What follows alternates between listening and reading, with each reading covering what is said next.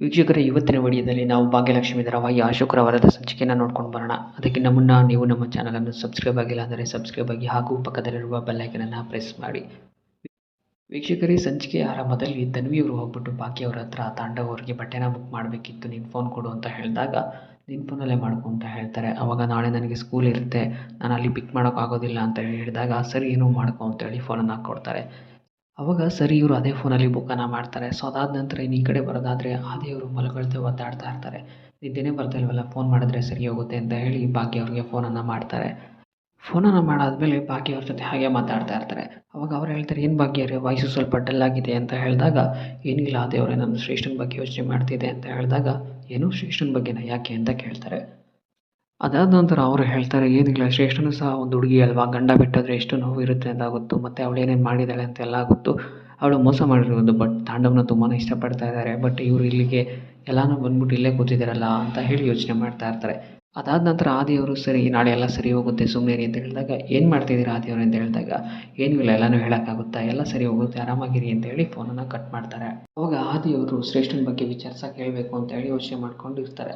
ಅದಾದ ನಂತರ ಸರಿ ನಾನೇನೋ ಒಂದು ಲೆಟರ್ ಬರೀಬೇಕು ಅಂತ ಹೇಳಿ ಭಾಗ್ಯ ಅವ್ರಿಗೋಸ್ಕರ ಒಂದು ಲೆಟ್ರನ್ನ ಬರೀತಾರೆ. ಆ ಲೆಟ್ರನ್ನ ಬರೆದ್ಬಿಟ್ಟು ನಾನು ಮದುವೆ ಯಾವಾಗ ಫಿಕ್ಸ್ ಆಗುತ್ತೋ ಆಗ ಈ ಲೆಟ್ರನ್ನ ಕೊಡ್ತೀನಿ ಅಂತ ಹೇಳ್ಬಿಟ್ಟು ಆ ಲೆಟ್ರನ್ನ ಬರೀತಾರೆ. ಇನ್ನು ಈ ಕಡೆ ಬರೋದಾದರೆ ತನ್ವಿ ಹೋಗ್ಬಿಟ್ಟು ಅವ್ರ ಅಪ್ಪನ ಹತ್ರ, ಅಮ್ಮ ನಿಮಗೋಸ್ಕರ ಒಂದು ಬಟ್ಟೆನ ಬುಕ್ ಮಾಡಿದ್ದಾರೆ ಅಂತ ಹೇಳಿದಾಗ ತಾಂಡವ್ ಅಂತೂ ತುಂಬಾ ಖುಷಿಯಿಂದ ಕಿರ್ಚ್ಬಿಡ್ತಾರೆ. ಅಷ್ಟರಲ್ಲಿ ಸುನಂದ್ ಅವರು ಬಂದು ಅದನ್ನು ಕೇಳಿಸ್ಕೊತಾರೆ. ಅವಾಗ ಸುನಂದ್ ಅವರು ತನ್ವಿನ ಕರೆದ್ಬಿಟ್ಟು, ಯಾಕೆ ಸುಳ್ಳು ಹೇಳ್ತಿದ್ದೀಯ ಅಂತ ಹೇಳಿದಾಗ, ಏನಿಲ್ಲ ಒಂದು ಸುಳ್ಳಿಂದ ಅಪ್ಪ ಅಮ್ಮ ಒಂದಾಗ್ತಾರೆ ಅಂತ ಸುಳ್ಳು ತಪ್ಪಲ್ಲ ಅಂತ ಹೇಳಿ ಹೇಳಿದಾಗ ಸುನಂದ್ ಅವ್ರಿಗೂ ತುಂಬಾ ಖುಷಿ ಆಗುತ್ತೆ. ಇನ್ನು ಭಾಗ್ಯವ್ರ ಮನೆ ಮುಂದೆ ಬೆಳಗ್ಗೆನೆ ಬುಡುಬುಡಿಕೆಯವನು ಬಂದು ಏನೇನೋ ಹೇಳ್ತಾ ಇರ್ತಾನೆ. ಅಲ್ಲಿ ಸುನಂದ ಮತ್ತು ಭಾಗ್ಯವ್ರು ಇರ್ತಾರೆ. ಇನ್ನೊಂದು ತಿಂಗಳಲ್ಲಿ ನಿಮಗೆ ಕಂಕಣ ಭಾಗ್ಯ ಕೂಡಿ ಬರುತ್ತೆ ಅಂತ ಹೇಳಿ ಎಕ್ಸ್ಪ್ಲೈನ್ ಮಾಡ್ತಿರ್ತಾರೆ. ಮತ್ತು ಅವಾಗ ಕಂಕಣ ಭಾಗ್ಯ ಕೂಡಿ ಬಂದಿದೆ ಅಂತ ಹೇಳಿದಾಗ ಯಾರು ಏನೂ ರಿಪ್ಲೈ ಮಾಡ್ತಿರಲ್ಲ. ಅವಾಗ ಅವ್ನು ಹೇಳ್ತಿರ್ತಾನೆ, ಸುಳ್ಳು ಇದ್ರೆ ಸುಳ್ಳು ಅಂತ ಹೇಳಿ, ನಿಜ ಇದ್ರೆ ನಿಜ ಅಂತ ಹೇಳಿ ಅಂತ ಹೇಳ್ತಾರೆ. ಅಷ್ಟರಲ್ಲಿ ಕುಸುಮ ಅವರು ಜೋರಾಗಿ ಓಡಿ ಬಂದು, ಹೌದು ಹೌದು ಕಂಕಣ ಭಾಗ್ಯ ಇದೆ, ಹುಡುಗಿನೇ ಕಂಕಣ ಭಾಗ್ಯ ಇರೋದು ಅಂತ ಹೇಳಿ ಭಾಗ್ಯನ ತೋರಿಸ್ತಾರೆ. ಅವಾಗ ಅವ್ರು ಹೇಳ್ತಿರ್ತಾರೆ, ಮುಂದಿನ 1 ತಿಂಗಳಲ್ಲಿ ಅಂದರೆ ಈ ಅಮಾವಾಸ್ಯೆಯಿಂದ ಮುಂದಿನ ಅಮಾವಾಸ್ಯೆ ಒಳಗಡೆ ಮದುವೆ ಆಗಲಿಲ್ಲ ಅಂತ ಹೇಳಿದ್ರೆ ನನಗೆ ಕಂಕಣ ಭಾಗ್ಯನೇ ಕೂಡಿ ಬರೋಲ್ಲ ಅಂತೇಳಿ ಹೇಳಿದಾಗ ಕುಸುಮ ಅವರದ್ದು ತುಂಬಾ ಗಾಬರಿ ಆಗ್ತಾರೆ. ಹಾಗೇನಿಲ್ಲ, ಎಲ್ಲ ಸರಿ ಹೋಗುತ್ತೆ ಅಂತೇಳಿ ಹೇಳ್ತಿರ್ತಾರೆ. ಇದು ನಾನು ನೋಡಿದ್ದಿಲ್ಲಮ್ಮ, ದೇವರು ನನ್ನ ಬಾಯಲ್ಲಿ ನುಡಿಸ್ತಾ ಇದ್ದಾನೆ, ಮುಂದಿನ ಸಲ ನಾನು ಬಂದಾಗ ಸುಳ್ಳಾಗಿದ್ದರೆ ಬೈದು ಕಳಿಸು, ಇಲ್ಲ ಅಂತಂದರೆ ನನ್ನ ಜೋಳಿಗೆನ ತುಂಬಿ ಕಳಿಸು ಅಂತ ಹೇಳಿ ಅಲ್ಲಿಂದ ಅವ್ರು ಹೇಳ್ಬಿಟ್ಟು ಹೊರಟೋಗ್ತಾರೆ. ಇದನ್ನೆಲ್ಲ ಕೇಳಿಸ್ಕೊಂಡು ಕುಸುಮ ಅವ್ರಿಗಂತೂ ತುಂಬಾ ಖುಷಿ ಆಗ್ತಾ ಇರುತ್ತೆ. ಮತ್ತು ಸುನಂದ್ ಅವರು ಇದನ್ನೆಲ್ಲ ನೋಡಿಕೊಂಡು ತುಂಬಾ ಕೋಪ ಮಾಡ್ಕೊತಾ ಇರ್ತಾರೆ. ಹೌದು, ತಾಂಡವೇ ಭಾಗ್ಯಂಗೆ ಇನ್ನೊಂದ್ಸಲಿ ತಾಳಿ ಕಟ್ತಾನೆ ಅಂತ ಹೇಳಿ ಮನಸ್ಸಲ್ಲಿ ಅನ್ಕೋತಾ ಇರ್ತಾರೆ. ಇನ್ನು ಈ ಕಡೆ ಭಾಗ್ಯ ಏನೋ ಕೆಲಸ ಮಾಡ್ತಿರ್ಬೇಕಾದ್ರೆ ಕುಸುಮ ಅವರು ಹೋಗ್ಬಿಟ್ಟು, ಭಾಗ್ಯ ನನ್ನ ಜೊತೆ ಒಂದು ಮಾತಾಡಬೇಕಿತ್ತು ಅಂತ ಹೇಳಿದಾಗ, ಏನೋ ಬುಡುಬುಡಿಕೆ ಅವ್ನ ಮಾತಾ ಅಂತ ಹೇಳಿದಾಗ, ಹೌದು ಆ ಬುಡುಬುಡಿಕೆಯವರು ಯಾವತ್ತೂ ಸುಳ್ಳು ಹೇಳಲ್ಲ, ಅವ್ರು ನೋಡು ಬಂದರು ಹೇಳಿದ್ರು ಏನೂ ಕೇಳಲೂ ಇಲ್ಲ ಹೊರಟೋದ್ರು ಅಂತ ಹೇಳಿದಾಗ, ಅತ್ತೆ ನಾನು ಅವ್ರ ಮೇಲೆ ನಂಬಿಕೆ ಇಲ್ಲ ಅಂತಲೂ ಹೇಳ್ತಿಲ್ಲ, ಅವ್ರ ಮಾಡಿದ್ನ ಸುಳ್ಳು ಅಂತಲೂ ಹೇಳ್ತಿಲ್ಲ, ಯಾವ್ಯಾವ ಟೈಮ್ಗೆ ಎಲ್ಲ ಆಗಬೇಕು ಅದು ಆಗುತ್ತೆ ಅಂತ ಹೇಳಿದಾಗ, ಸರಿ ನೀನು ಜಾತಕನ ಕೊಡು ಅಂತ ಹೇಳ್ತಾರೆ. ನನ್ನ ಜಾತಕ ನನ್ನ ಹತ್ರ ಇಲ್ಲ ಅಂತ ಹೇಳಿದಾಗ ಕುಸುಮ ಅವರು ಸ್ವಲ್ಪ ಬೇಜಾರು ಮಾಡ್ಕೊಂಡು ಹೋಗ್ತಾರೆ. ಆವಾಗ ಅಲ್ಲಿ ಸುನಂದ್ ಅವರು ಏನೋ ಕೆಲಸ ಮಾಡ್ತಾ ಇರ್ತಾರೆ. ಅವಾಗ ಅವ್ರಿಗೆ ಹೆಲ್ಪ್ ಮಾಡಿರ್ತಾರೆ. ಹೋಗ್ಬಿಟ್ಟು ನನಗೆ ಒಂದು ಸಹಾಯ ಆಗಬೇಕಿತ್ತು ಅಂತ ಹೇಳ್ತಾರೆ. ಏನು ಅಂತ ಹೇಳಿದಾಗ, ಏನೂ ಇಲ್ಲ ಭಾಗ್ಯನ ಜಾತಕ ಬೇಕಿತ್ತು ಅಂತ ಕೇಳ್ತಾರೆ. ಅವಾಗ ಅವ್ರು ಹೇಳ್ತಾರೆ, ನನ್ನ ಹತ್ರ ಭಾಗ್ಯನ ಜಾತಕ ಇಲ್ಲ ಅಂತ ಹೇಳಿದಾಗ ಅಷ್ಟರಲ್ಲಿ ಅವ್ರ ಅಪ್ಪನೇ ಬಂದ್ಬಿಟ್ಟು, ಏನು ಬೇಕು ಅವರೇ, ನಮ್ಮ 3 ಮಕ್ಕಳ ಜಾತಕನೂ ದೇವ್ರ ಮನೇಲೇ ಇದೆಯಲ್ಲ ಅಂತ ಹೇಳಿದಾಗ ಅಲ್ಲಿಗೆ ಇಬ್ಬರೂ ಸಹ ಓಡೋಗ್ತಾರೆ. ಇಬ್ಬರೂ ಸಹ ಓಡೋಗಿ ಜಾತಕನ ಎತ್ಕೋತಾರೆ. ಇಬ್ಬರು ಒಂದೊಂದು ಜಾತಕ ಎತ್ಕೊಂಡಾಗ ಇಬ್ರಿಗೂ ಬೇರೆ ಬೇರೆ ಬಂದಿರುತ್ತೆ. ಅದಾದ ನಂತರ ಲಾಸ್ಟಲ್ಲಿ ಭಾಗ್ಯ ಅವ್ರ ಜಾತಕ ಇರುತ್ತೆ. ಇಬ್ಬರೂ ಹತ್ತನ್ನು ಕಿತ್ಕೊಂಡು ಇಬ್ಬರು ಕಿತ್ತಾಡ್ತಾ ಇರ್ತಾರೆ, ನನಗೆ ಬೇಕು ಅಂತ ಹೇಳಿ. ಅಷ್ಟರಲ್ಲಿ ತನ್ವಿ ಬಂದ್ಬಿಟ್ಟು, ಅದನ್ನು ಅವ್ರಿಗೆ ಕೊಟ್ಬಿಡಿ, ಆ ಜಾತಕದಲ್ಲಿ ಅಪ್ಪ ಅಮ್ಮ ಒಂದಾಗ್ತಾರೆ ಅಂತ ಅವ್ರಿಗೆ ಗೊತ್ತಿರುತ್ತೆ, ಅದನ್ನೇ ಅವ್ರಿಗೆ ಕೊಟ್ಬಿಡಿ, ಅವ್ರು ಏನಾದರೂ ಮಾಡ್ಕೊಳ್ಳಿ ಅಂತ ಹೇಳಿದಾಗ ಸುನಂದ್ ಅವರು ಆ ಜಾತಕನ ಕೊಟ್ಬಿಡ್ತಾರೆ. ಆವಾಗ ಅವ್ರು ಹೇಳ್ತಾರೆ, ಅವರೇ ನೀವು ಯಾರ ಹತ್ರ ಹೋಗ್ತೀರಾ ಅಲ್ಲಿ ನಾನು ಬರ್ತೀನಿ ಆ ಜಾತಕ ನೋಡಿಸೋದಕ್ಕೆ, ನನಗೂ ಹೇಳಬೇಕು ಅಂತ ಹೇಳಿದಾಗ, ಸರಿ ಹೋದಾಗ ಹೇಳ್ತೀನಿ ಬಿಡಿ ಅಂತ ಹೇಳಿ ಹೋಗ್ತಾರೆ. ಈ ಕಡೆ ಬರೋದಾದರೆ ಮೀನಾಕ್ಷಿ ಅವರು ಮತ್ತು ಕನ್ನಿಕಾ ಅವರು ಕೂತಿರ್ತಾರೆ. ಮೀನಾಕ್ಷಿ ಅವರು ಕೆಳಗಡೆ ಕೂತ್ಕೊಂಡು ಪ್ರಾಣಾಯಾಮ ಮಾಡ್ತಿರ್ತಾರೆ. ಅದನ್ನು ನೋಡಿಕೊಂಡು ಕನ್ನಿಕಾ ಅವರು ಹಾಗೆ ಕೂತಿರ್ಬೇಕಾದ್ರೆ ಅವರು ಪ್ರಾಣಾಯಾಮ ಎಲ್ಲ ಮುಗಿಸ್ತಾರೆ. ಅದಾದ ನಂತರ ಕನ್ನಿಕಾ ಅವ್ರಿಗೆ ಹೇಳ್ತಾರೆ, ಏನತ್ತೆ ನಾನು ಅವತ್ತು ಯೋಗದ ಬಗ್ಗೆ ಹೇಳಿದಾಗ ನೀವೇನು ನಂಬಲೇ ಇಲ್ಲ, ಇವಾಗೇನೋ ಪ್ರಾಣಾಯಾಮ ಮಾಡ್ತಿದ್ದೀರಾ ಅಂತ ಹೇಳಿದಾಗ, ಏನಮ್ಮ ಮಾಡೋದು, ನಿಮ್ಮಣ್ಣ ದಿನಕ್ಕೂ ಒಂದೊಂದು ಥರ ಇದು ಮಾಡ್ತಾ ಇದ್ದಾನಲ್ಲ ಅಂತ ಹೇಳಿದಾಗ, ಸರಿ ನನ್ನ ಹತ್ರ ಒಂದು ಪ್ಲ್ಯಾನ್ ಇದೆ ಅಂತ ಹೇಳಿದಾಗ, ಏನು ಅಂತ ಹೇಳ್ತಾರೆ. ಅವಾಗ ಇಬ್ಬರ ಜಾತಕನೂ ಸರಿ ಇಲ್ಲ ಅಂತ ಹೇಳಿ ಹೇಳಿಸ್ಬಿಟ್ರೆ ಸರಿ ಹೋಗುತ್ತೆ ಅಲ್ವಾ, ಮದುವೆ ನಿಂತೋಗುತ್ತೆ ಅಂತ ಹೇಳ್ತಾರೆ.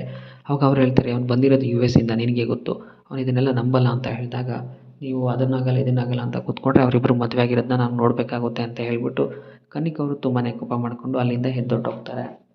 ಇನ್ನು ಈ ಕಡೆ ಬರೋದಾದರೆ ಕುಸುಮ ಅವರು ತುಂಬಾ ಖುಷಿಯಿಂದ ಆದಿಯವ್ರಿಗೆ ಫೋನ್ ಮಾಡ್ತಾರೆ. ಆದಿಯವ್ರಿಗೆ ಫೋನ್ ಮಾಡಿದಾಗ, ಹೇಳಿ ಗೆಳತಿ ಅಂತ ಹೇಳಿದಾಗ, ಏನೂ ಇಲ್ಲ, ನನಗೊಂದು ತುಂಬ ಸಂತೋಷದ ವಿಷಯ ಅಂತ ಹೇಳಿದಾಗ, ಅವಾಗ ಅವ್ರು ಹೌದಾ ಗೆಳತಿ ಏನು ಸಂತೋಷದ ವಿಷಯ ಅಂತ ಕೇಳ್ತಾರೆ. ಅವಾಗ ಅವ್ರು ಹೇಳ್ತಾರೆ, ಏನೂ ಇಲ್ಲ ಇನ್ನೊಂದೇ ತಿಂಗಳಲ್ಲಿ ನಿಂದು ಭಾಗ್ಯ ಮದುವೆ ಅಂತ ಹೇಳಿದಾಗ ಅವ್ರಿಗಂತೂ ತುಂಬಾ ಶಾಕ್ ಆಗಿ ಹಾಗೆ ಖುಷಿನೂ ಆಗಿ, ಏನು ಗೆಳತಿ ಇಷ್ಟೊಂದು ಅರ್ಜೆಂಟು ಅಂತ ಹೇಳಿದಾಗ ಎಲ್ಲ ಹಾಗೆ ಆಗಿತ್ತು, ಎಲ್ಲ ದೇವ್ರ ಮಹಿಮೆಯಿಂದ ಆಗ್ತಾ ಇರೋದು. ಆ ಬುಡುಬುಡಿಕೆಯವ್ರು ಬಂದು ಎಲ್ಲನೂ ಹೇಳಾಯಿತು ಅಂತ ಹೇಳಿದಾಗ, ಹೌದಾ ವ್ಯಕ್ತಿ ನನಗಂತೂ ನಂಬೋಕೆ ಆಗ್ತಿಲ್ಲ ಅಂತ ಹೇಳಿದಾಗ, ಸರಿ ನಿನ್ನ ಬರ್ತಾ ಜಾತಕನ ತಗೋಬಾ ಅಂತ ಹೇಳ್ತಾರೆ. ಜಾತಕನ ಏನಕ್ಕೆ ಇದನ್ನೆಲ್ಲ ನಂಬಲ್ಲ ಗೆಳತಿ ಅಂತ ಹೇಳಿದಾಗ, ಅಯ್ಯೋ ನಾನು ನಂಬ್ತೀನಲ್ಲಪ್ಪ ಜಾತಕನ ತೊಗೊಂಡು ಬಾ ಅಂತ ಹೇಳಿದಾಗ, ಸರಿ ಆಯಿತು ತೊಗೊಂಬರ್ತೀನಿ ಅಂತ ಹೇಳ್ತಾರೆ. ಆವಾಗ ಬೀಗ್ತಿಯವರು ಎಲ್ಲ ಒಳ್ಳೆಯದೇ ಆಗುತ್ತೆ ನೀನೇನು ಯೋಚನೆ ಮಾಡಬೇಡ, ನಿನ್ನ ಭಾಗ್ಯನ ಮದುವೆ ಹಾಗೇ ಆಗುತ್ತೆ ಅಂತೇಳಿ ಅವ್ರಿಗೆ ಭರವಸೆನ ಕೊಟ್ಟು ಫೋನನ್ನು ಕಟ್ ಮಾಡ್ತಾರೆ. ಇದನ್ನೆಲ್ಲ ಕೇಳಿಸ್ಕೊಂಡು ಆದಿಯವರಂತೂ ತುಂಬಾ ಖುಷಿಯಾಗಿರ್ತಾರೆ. ಸೊ ಜಾತಕ ಅವ್ರ ಹತ್ರ ಇರೋದಿಲ್ಲ, ಜಾತಕನ ಅವರು ಮನೆಯವ್ರ ಹತ್ರನೇ ಕೇಳಬೇಕಾಗಿರುತ್ತೆ. ಇನ್ನೂ ಈ ಕಡೆ ಕನ್ನಿಕ್ ಅವ್ರ ಪ್ಲ್ಯಾನನ್ನು ಮೀನಾಕ್ಷಿ ಅವರು ಯೋಚನೆ ಮಾಡ್ತಾ ಇರ್ತಾರೆ. ಹೇಗಾದರೂ ಮಾಡಿ ಇವರಿಬ್ಬರು ಮದುವೆನ ಕ್ಯಾನ್ಸಲ್ ಮಾಡಿಸ್ಬೇಕು, ಆದಿಗೆ ಇದು ಸುಳ್ಳು ಅಂತ ಗೊತ್ತಾಗ್ತಾ ಇಲ್ವಲ್ಲ ಅಂತೇಳಿ ಯೋಚನೆ ಮಾಡ್ತಾ ಕೂತಿರ್ತಾರೆ. ಅದಾದ ನಂತರ ಮೀನಾಕ್ಷಿ ಅವರು ಮತ್ತು ಕಾಮತ್ ಅವರು ಇಬ್ಬರೂ ಸಹ ಹಾಲಲ್ಲಿ ಏನೋ ಮಾತಾಡ್ತಾ ಕೂತಿರ್ತಾರೆ. ಅಷ್ಟರಲ್ಲಿ ಅಲ್ಲಿಗೆ ಆದಿನೂ ಸಹ ಮೇಲಿಂದ ಇಳ್ಕೊಂಡು ಬರ್ತಾ ಇರ್ತಾರೆ. ಅದನ್ನು ನೋಡಿಕೊಂಡು ಕಾಮತ್ ಅವರು ಸ್ವಲ್ಪ ಬೇಜಾರು ಮಾಡ್ಕೊಳ್ತಾರೆ.